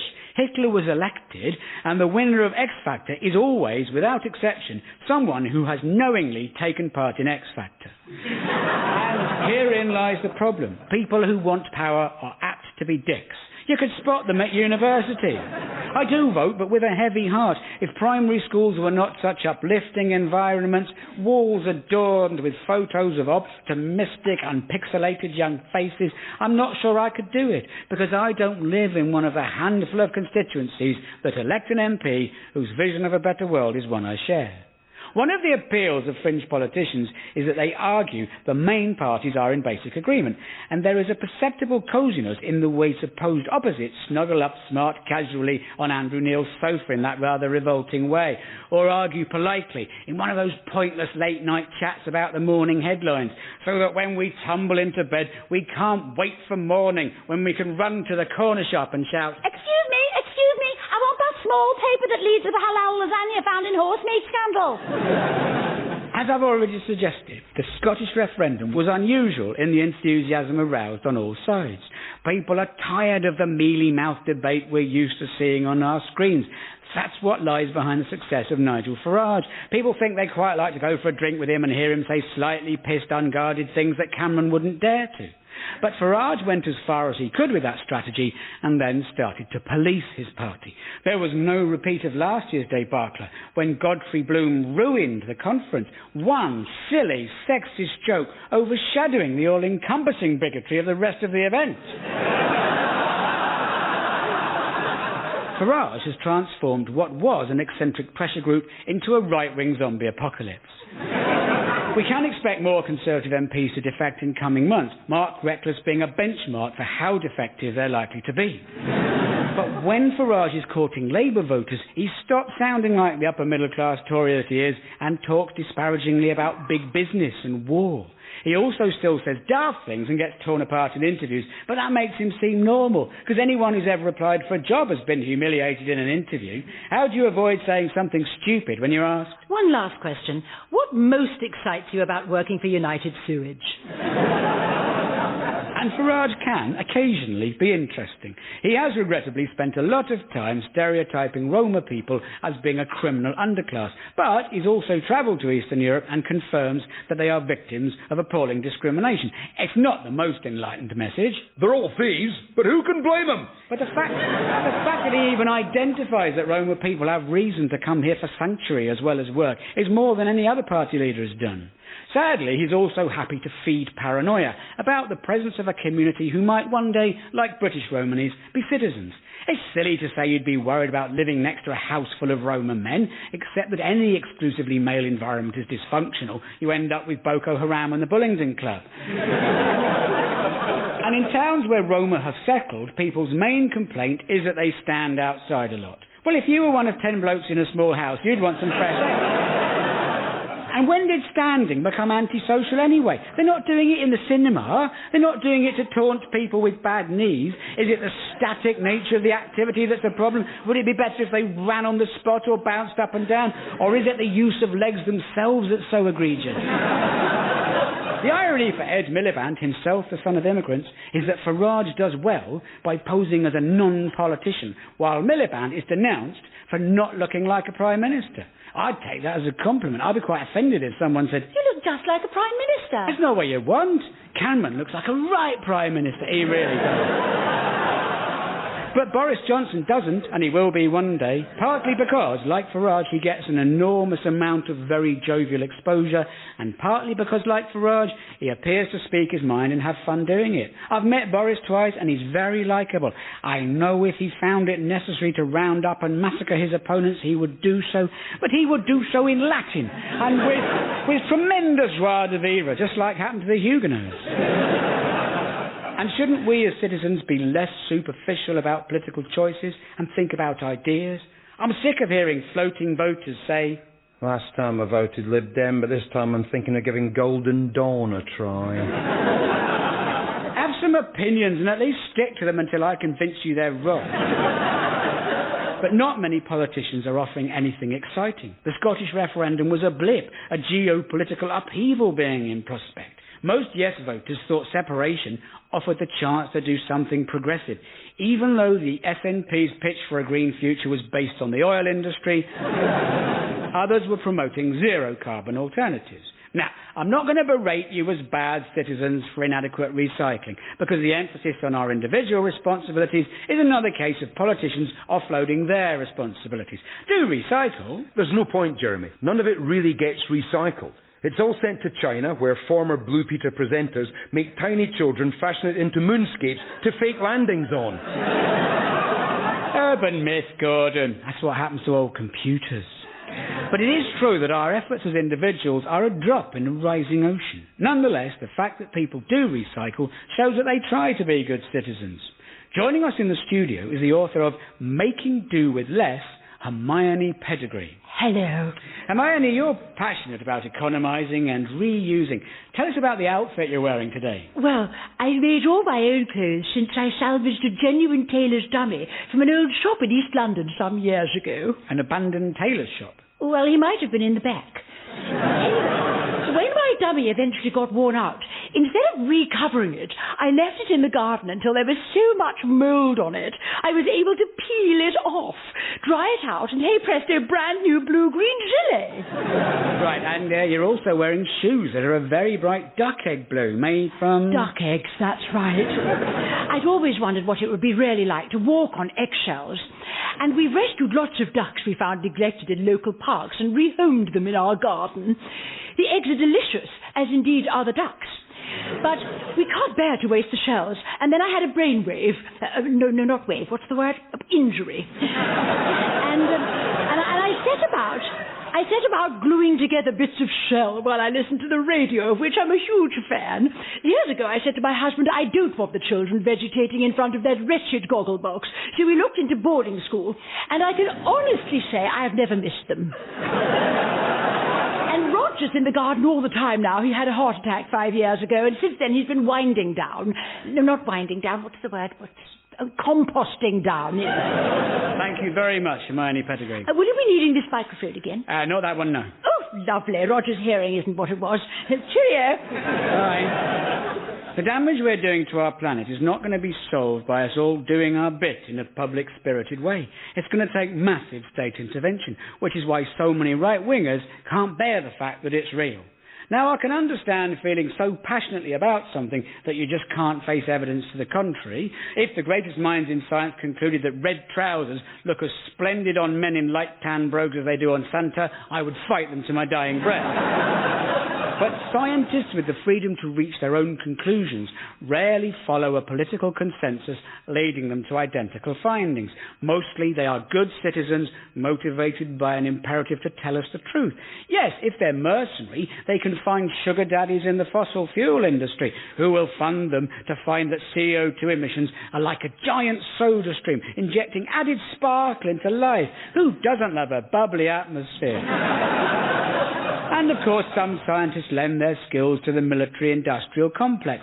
But most of those fascinated by the weather are not the sort of physicists who escaped prosecution at Nuremberg and ended up with American passports.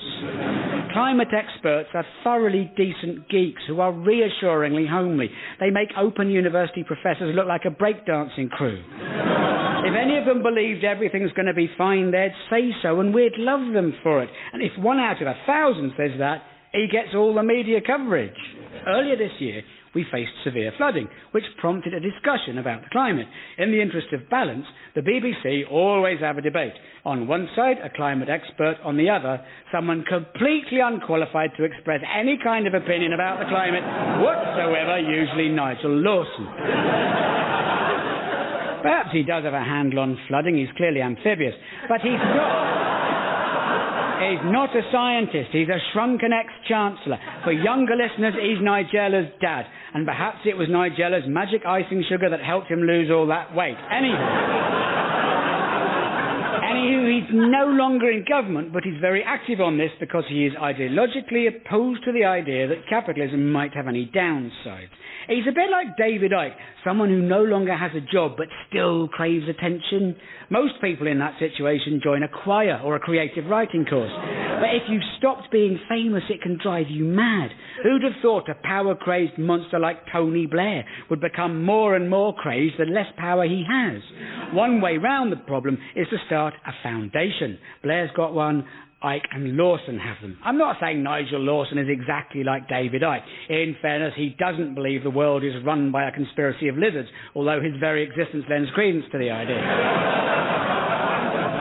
So what should a good citizen do? We can just get our heads down, do our bit and retweet inspirational quotes from quasi-Buddhist lifestyle gurus, or we can be part of a movement.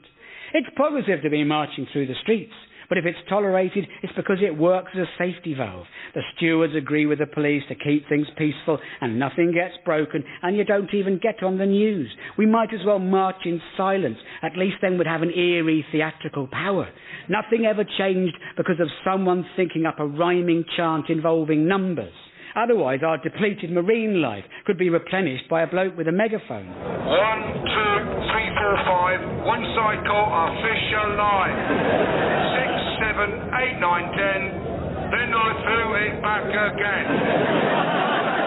And although it's great to be united on a single issue, you can find yourself standing under the banner of people with whom you don't agree about anything else, or deafened by an amateur drumming workshop who can only get an audience by latching onto people who are interested in justice and not just the sound of their own percussiveness.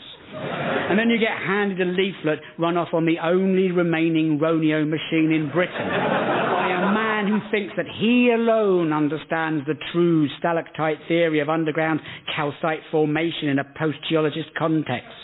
But then if we unite around an issue, we might learn about others and change. The pit strike of the early 80s was supported by people the miners mightn't have had much to do with before. Pretty much unreconstructed men saw their wives leading the battle and found themselves in common struggle with feminism and gay rights and terrible agitprop theatre. Today, Today, well-to-do villagers opposed to fracking are wary when a lot of noisy scruffs arrive to help and don't want any trouble, but then they see it's the police bringing the trouble at the behest of the frackers, officers using painful pressure points on the back of the neck, a technique they learned from some struck-off Vulcan acupuncturist. And people see government and corporate power working together against the citizen. Not state versus capitalism, but state and capitalism versus us without a lizard in sight. The profit motive has triumphed over all other considerations. It's about ideas. There's no conspiracy, no secret about who has power. You can tell from their insane grins. Nigel Farage is an anti-establishment. He's part of it. If he wasn't, he wouldn't look so happy all the time. But before we go, Carla and Gordon, before the programme, I asked each of you to come up with one way of being a better citizen. Well, Jeremy, I've realised that only by shaking off Westminster and governing ourselves can we build the society we want. So I've locked the studio doors. How will we live? The BBC's secret underground bunker. There's enough food here for decades. We'll be fine. We can homeschool the children. Which will come from where? I'll sort that out. By selective breeding, we can produce a race of superhumans. Best you don't get involved, Jeremy. Okay, Carla. Well, I signed a petition that was on Twitter. That it? No. That's one tiny gesture. There are hundreds of petitions on Twitter. I'm also launching a crowdfunding pitch on Facebook to raise money to develop a smartphone app, which will mean that whenever a new petition appears online, your signature is added automatically. But what if it's for a bad thing? Ah, well, that's the really cool thing. No one pays any attention to petitions. Ah, OK. Well, listener, next week I'm planning to talk more about our responsibilities as co-citizens, but it'll be the end of the series, so I might just let the audience watch a DVD. Good night. Jeremy Hardy Speaks to the Nation was drafted by Jeremy Hardy and put into effect by Gordon Kennedy and Carla Mendonça. Ultimate control rested with David Tyler, and the programme was a positive production for the State Broadcasting Company of the United Kingdom.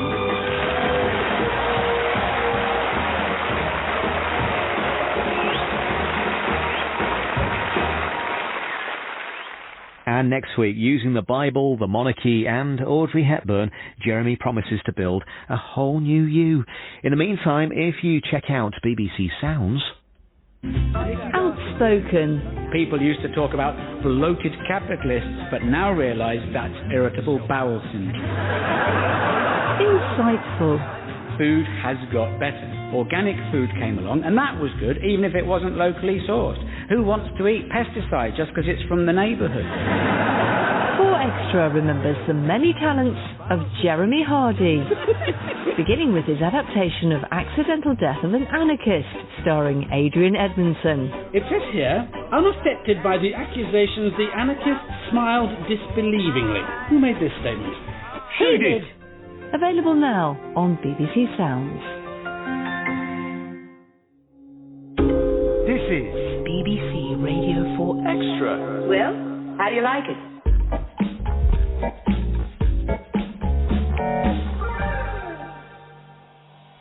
Five o'clock. Hello, thank you for listening to 4Extra. It's Wes Butters with more comedy on its way now, starting with the last in the series of The Architects, starring Jeffrey Whitehead. Then we'll catch up with Ed Reardon's Week at past, and it's the penultimate episode of his latest series, and sees a British horror film.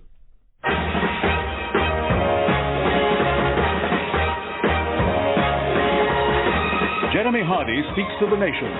This week, how to be better theologically, socially, nationally, and in terms of one's own personal development, responsibility, and interaction with the fellow humans with whom we share this fragile planet and ting.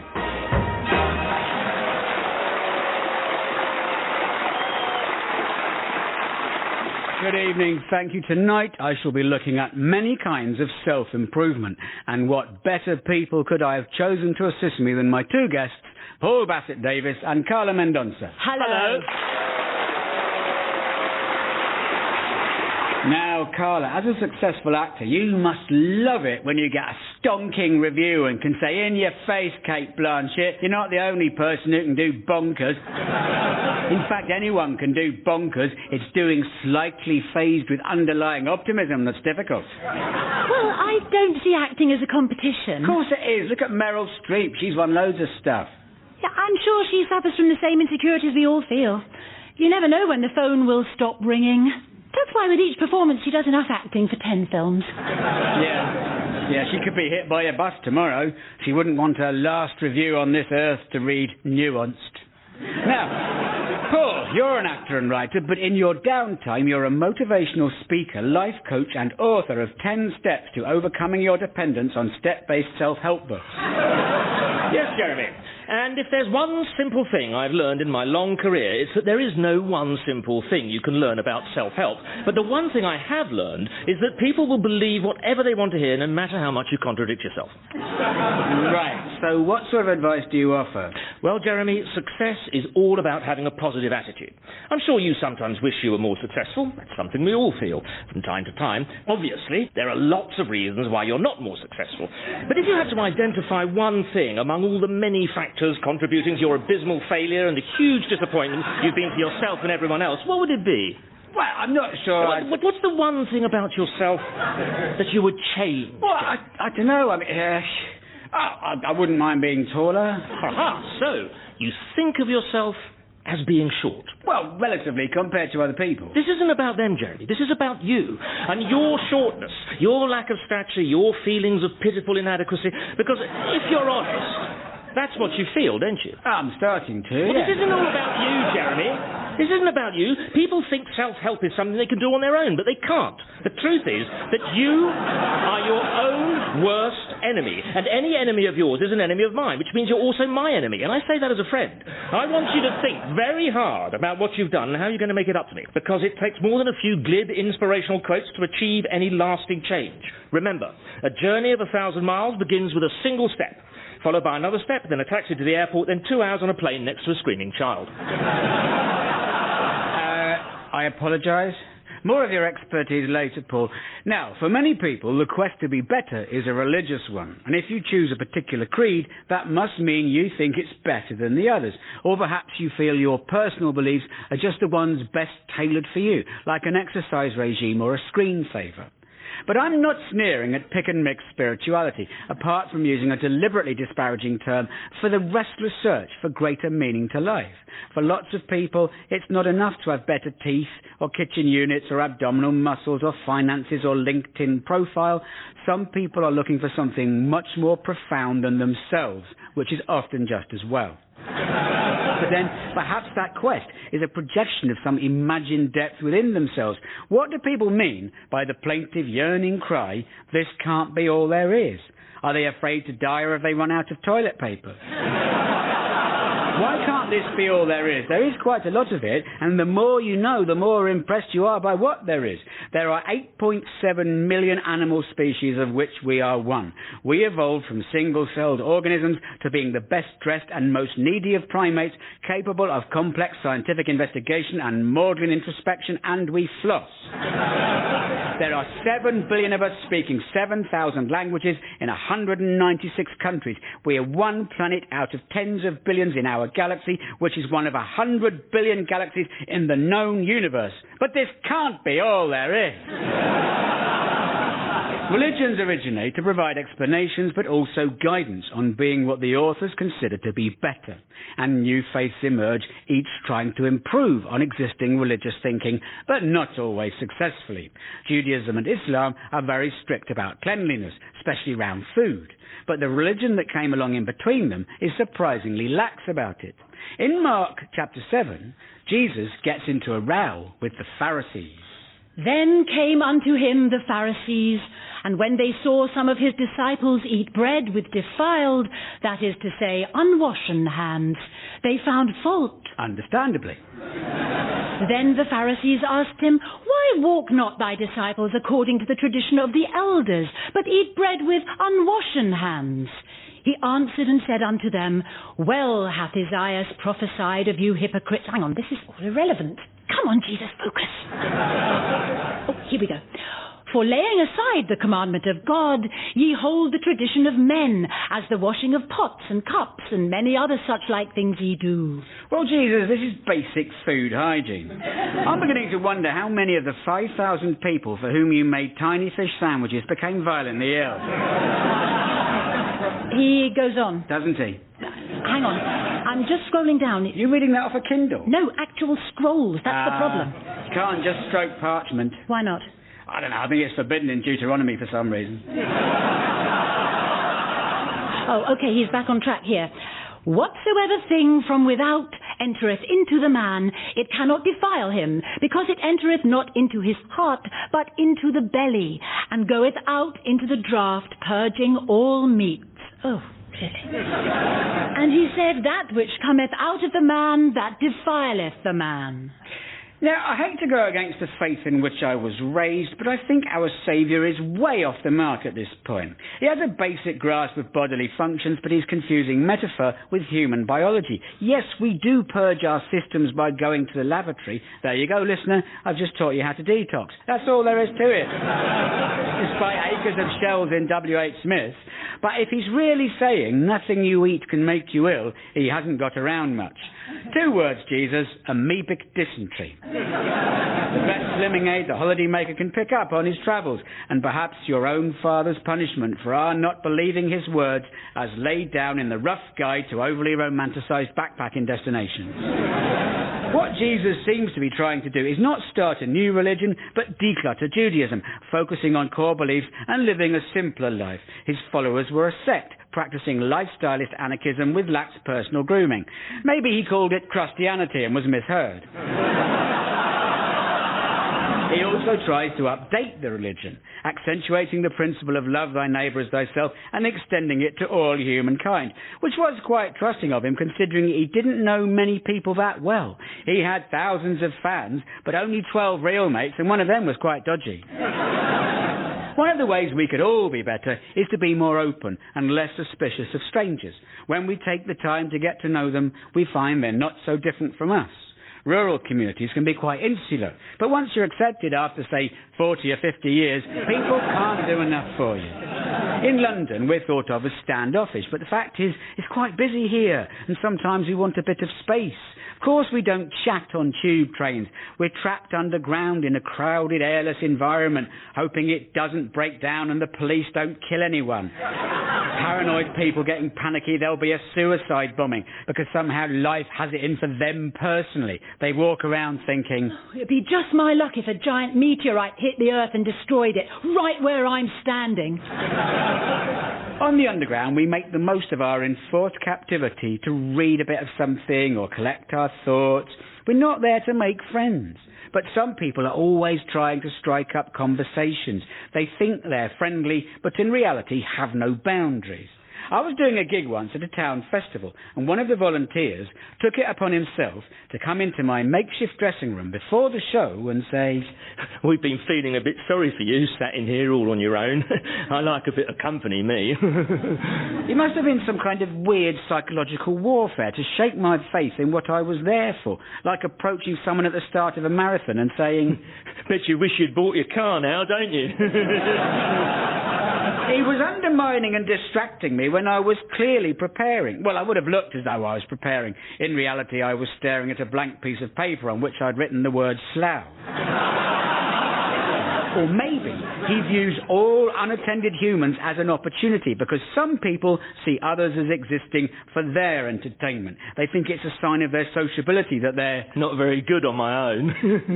But if you can't stand your own company, why would you imagine other people are going to want it? It's not something you can offer on free cycle. It's intrinsically bound up with you.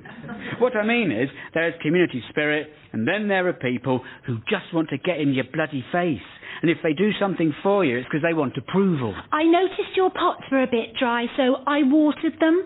Yes, but you didn't have to tell me, did you? How much better it would have been if you'd never said anything, and I'd had no idea of the sacrifice you made to keep my pots moist. Some friends of mine moved down from London to the West Country, but not long after they moved in, their new baby became ill, and they had to return to London, where they were stuck in hospital for several months. Now, while socialised medicine did everything possible to help their tiny daughter, back in Devon, their new neighbours went quietly to their house, tended their garden, picking the vegetables as they ripened and putting them in their freezer. And the most lovely thing about it is, until my friends returned months later with their now healthy daughter, they had no idea that any of this had been going on. Some ostensibly neighbourly people would have been unable to resist giving them a running commentary on their neighbourliness, Skyping with daily updates. Just to let you know, I blanched and sliced the runner beans diagonally, and they're clearly labelled with the words runner beans. They're in the front left of the freezer as you look at it standing with your back to the washing machine, which I must say has seen better days. The courgettes I peeled because I can't stand the peel. Some people can, but it makes me gag. I know you urban sophisticates probably prefer them with the peel on, so I've thrown them away. You had a mountain of toast. I didn't know you had an aunt in Canada. Well, you used to. She died on Friday. Funerals tomorrow, but I'm happy to go for you because I could do with a break, frankly. Sorting out your underwear has left me exhausted, especially running around in it. I had to kick your bedroom door in. Did you know you'd locked it? Anyway, no need to thank me. I'm just glad I can be in your face, even when you're 200 miles away. Isn't technology amazing? I'll call you tomorrow and let you know how grief-stricken your relatives are. I can't stand funerals, personally. All those mopey people. But it'll be a change of scenery. Better go. I've got a plane to catch. You can reimburse me by backs payment. Ta-ta for now. No, my friend's neighbours were just pitching in silently and instinctively. Now, I'm not suggesting it's remarkable that country folk would put themselves out for anyone new to the village, that I'd expect them to spray the garden with Agent Orange to flush out possible insurgents. What I mean is that we often think of rural people as being natural conservatives who would advocate self-reliance, but many people who live in villages act in a way that shows humanity is interdependent. Now, conservatives might say, exactly, that's why we don't want the state getting in the way, and anarchists might say the same. And you might suspect that I, coming from a socialist tradition, would advocate refusing to take part in philanthropic gardening and thus forcing the local authority to face its responsibilities and bring runner beans fully within the social care system. However, in this instance, I would concede that the state can't do everything. But where I would differ from conservatives and agree with anarchists is that I don't buy into the idea of competition. If you look at society as an extension of the village, who do you want to be? The bloke with the biggest leaks, or the bloke who tends the leaks of his neighbours while they tend to their sick child? Whoa. I think you'll find, Jeremy, that the urge to better oneself is a biological drive that runs throughout the natural world. Even the common cold virus resents being thought of as common and strives to become a lower middle class sniffle. And viruses are actually evolving to become more powerful and dangerous. What, because of antibiotic resistance? No, because of men being competitive about their symptoms. You see, being better doesn't only mean getting well. We also need others to be inferior in every way, including morally, which is where the idea of a scapegoat comes from. The scapegoat was originally an actual animal and was highly prized, especially for its artisanal scapegoat cheese. The problem was that scapegoats were so valuable they kept getting stolen, and when you've been robbed, the natural reaction is to find someone to blame, which is why you need a spare scapegoat. If you haven't got one, just steal someone else's. Interesting, but I disagree, and I'm right because I'm better than you. I can see nothing positive about competition except when it doesn't matter. It's fine in an egg and spoon race at the village fete to raise money for the church roof. It's okay at international sporting level, even though it's about narcissism, mindless patriotism, and bunging the Olympic Committee so you can hold it in your garden. But do you really want to see competition in areas of life that are important? Why? Did sibling rivalry make you happy? Even if you did become favourite, it was a hollow victory, because what does it say about your parents that they didn't value their offspring equally? Do you want to be treated by a competitive doctor? Isn't it disconcerting when they already seem to be trying to break a record for the most patients seen in one day? Would you like to see our motorways invigorated by the spirit of Formula One? Aren't there enough knobheads tailgating and overtaking on the inside? And when they've beaten you to scratchwood surfaces, do you want to see them celebrate by shaking up a bottle of Lucasade from Smith's and spraying it over the RAC bloke? And do you want the biggest and strongest supermarkets to win the battle with your local shops? Which brings me to a subject we've discussed throughout the series. We're often urged to make better choices as consumers. But as we saw in our programme about food, we get contradictory messages. Let's take fair trade. We want to help people in developing countries, but don't want to have to go there and teach a man to fish. For a start, we'd have to retrain to be a fishing teacher. Buy the equipment, fly there, find someone who's keen to learn, and then try to teach him, despite not speaking his language. He'd get hungry and irritable and say, look, just give me a bloody fish, and at least I'll have eaten for a day, and you can get on with your marking.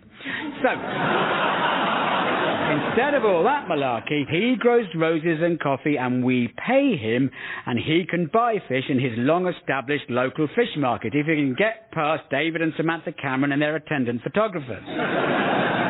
But as with all trade, the power and most of the profits lie with people other than those toiling in the fields.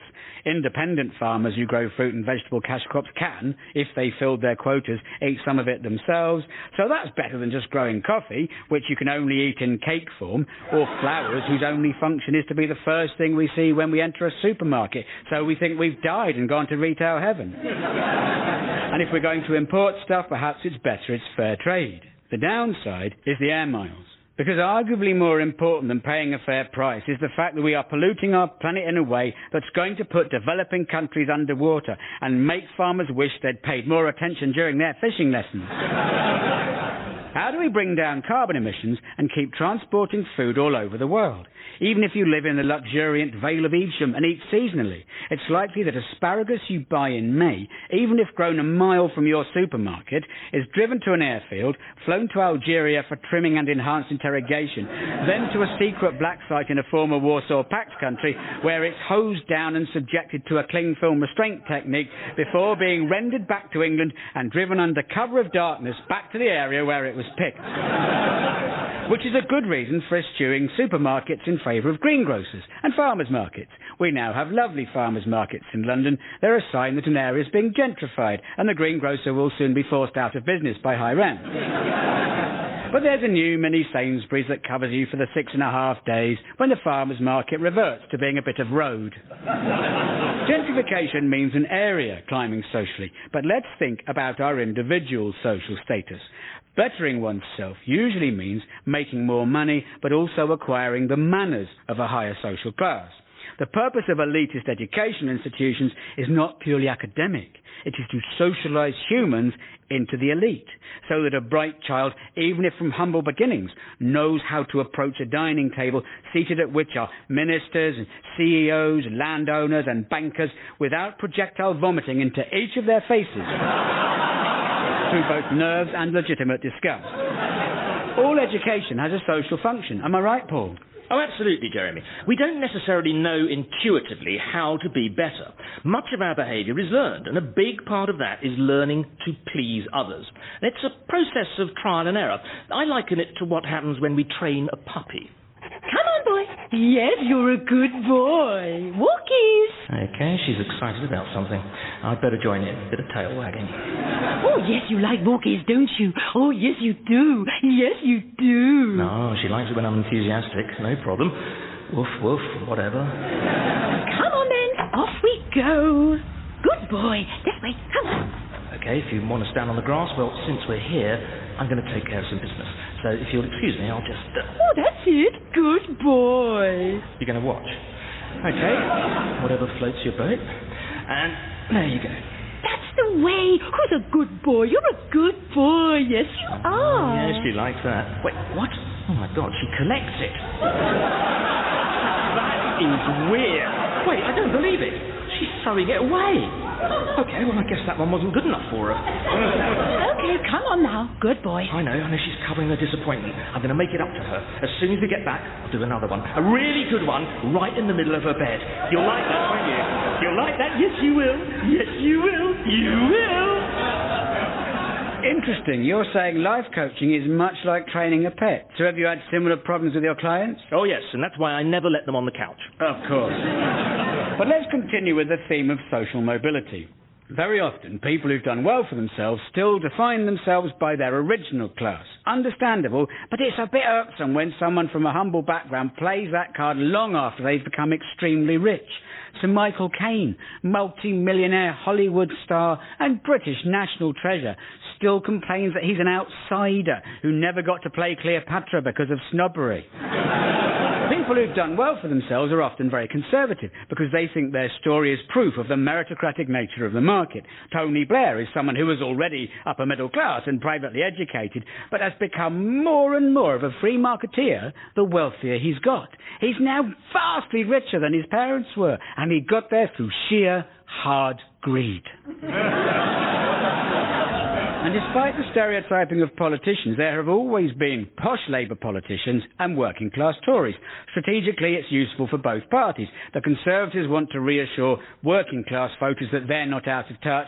Labour wants to reassure middle-class voters that they are. And both parties learn by having a varied intake. The Conservatives increasingly elevate people from modest backgrounds and ethnic minorities and even the female sex to the top of the party, and not only for decoration. It needs to harvest their inside knowledge the more efficiently to govern. Before their first cabinet meeting, they get shown into an oak-panelled room where someone looks up and says, "Ah, welcome. Thank you for joining us. We've had our eye on you for some time. Now, do tell, what are the effects of water cannon on your people?" But it's become a cliché that David Cameron and George Osborne can't possibly understand how hard life is for ordinary people. I'm sure they can. All they need to do is think about all their stuff and most of what they do and then imagine life without it. Can't be that difficult for educated men, so it must be that they just don't care. If they did, their poshness need be no impediment. What's important is not where you come from, but what you're doing now. Having said that, it is slightly preposterous that Prince William has a job. Just a regular Joe, no better than you or me, apart from using a title that lets on he believes he is genetically superior to most people in the world. But there he is in his helicopter, adored by millions. Oh, isn't he lovely? Up there helping people. He doesn't have to, you know. He could sit around drinking Earl Grey tea and oysters all day. But there he is, like an angel of mercy, driving a flying ambulance. First he flew air sea rescue missions off Anglesey, now an East Anglia air ambulance. Seems like he's been looking down on people all his life. I think it's the least he could do. He is the Duke of Cambridge, after all. He might feel a morsel of responsibility for his underlings trapped in pile-ups on the M11, and you know he'd be happier picking them off with a high-velocity rifle. Don't tell me he doesn't play Ride of the Valkyries through his iPod when he's up there. Love the smell of Pimm's in the morning. Now, you could argue that his background isn't his fault, that being royal is a hereditary disorder, but he has choices. He could disappear on a foreign visit, get his hair cut like Audrey Hepburn's and ride around Rome on a Vespa with Gregory Peck. Or he could just announce that he's going to retrain in Reiki, or one of those other careers you explore when your plans go awry. Or should he do what his father is planning and be a politically active king? Now, being a progressive monarch sounds like a contradiction in terms, but I suppose the calculation is, without the status there's no clout. If Charles announced that he was just like us, we'd think, yep, only with bad genes and no life experience. And notably, Charles limits himself to planning issues, rather than scrawling urgent notes to ministers about revolutionary versus reformist roads to a classless society.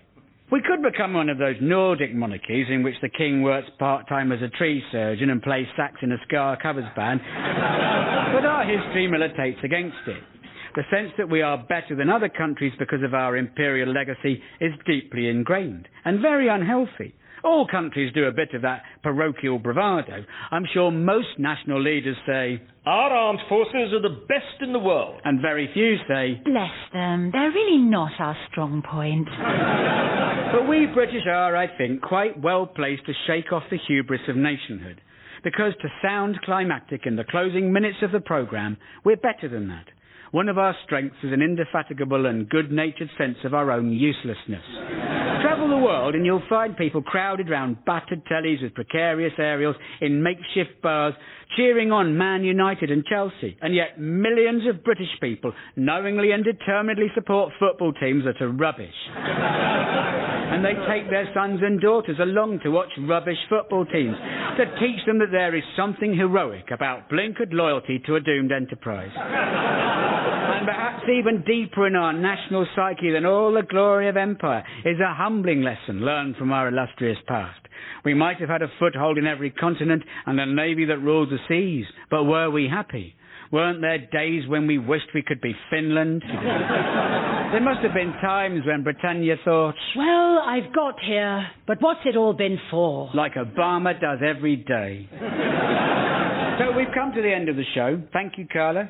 What have you learned this evening that might make you a better person? Not to try and compete as an actor. just not to worry about what anyone else is doing. There you go. If Meryl Streep was hit by a bus, it wouldn't make you a better actor. Exactly. But it might bring some subtlety to her performance. That's a great attitude, Carla. The only person you should worry about being better than is the person you were yesterday. Very true, Paul. Because that person was a total loser. Stuck in the past, obsessed with yesterday, when it's today that is important, because today is the first day of the rest of your life, or possibly the last one if you don't watch out for that bus that's just missed Meryl Streep. Can I just say, before I get complaints, there is no bus heading for Meryl Streep, just as there is no desert island on which Kirsty Young maroons obscure academics and cellists you've never heard of. There is no bus, okay, listener? And venture capitalists aren't really dragons, though the world would probably be a better place if they were.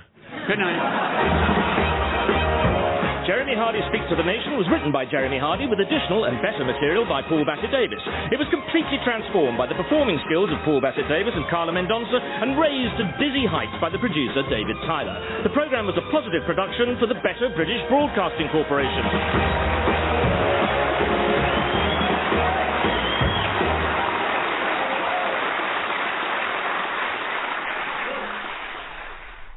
Jeremy Hardy Speaks to the Nation from 2014 was written by Jeremy Hardy and produced by David Tyler. It was a positive production.